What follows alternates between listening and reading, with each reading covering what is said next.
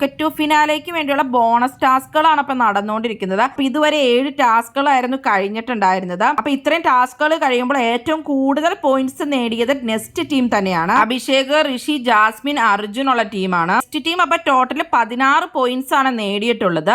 Task അപ്പൊ നാളെയും കൂടെയാണ് ഉണ്ടാവുള്ളൂ. അപ്പൊ ഇവര് തന്നെയായിരിക്കും ജയിക്കാൻ സാധ്യത. സെക്കൻഡ് പൊസിഷനിൽ വന്നിരിക്കുന്നത് ടണൽ ടീമാണ്. സായിയുടെയും സിജോയുടെയും അപ്സരയുടെയും ഒക്കെ ടീം. ഇവരപ്പൊ ടോട്ടൽ നേടിയിരിക്കുന്നത് 13 പോയിന്റ്സ് ആണ്.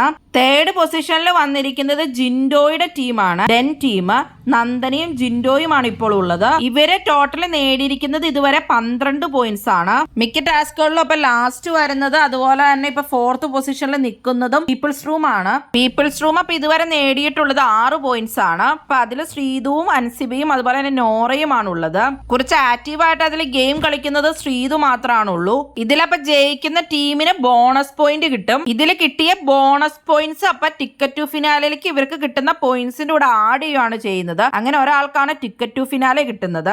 നെക്സ്റ്റ് ടീമിൽ ഒരാൾക്കായിരിക്കും അപ്പൊ ടിക്കറ്റ് ടു ഫിനാലെ കിട്ടാൻ സാധ്യത. ആർക്ക് ടിക്കറ്റ് ടു ഫിനാലെ കിട്ടണമെന്നാണ് നിങ്ങൾ ആഗ്രഹിക്കുന്നത്?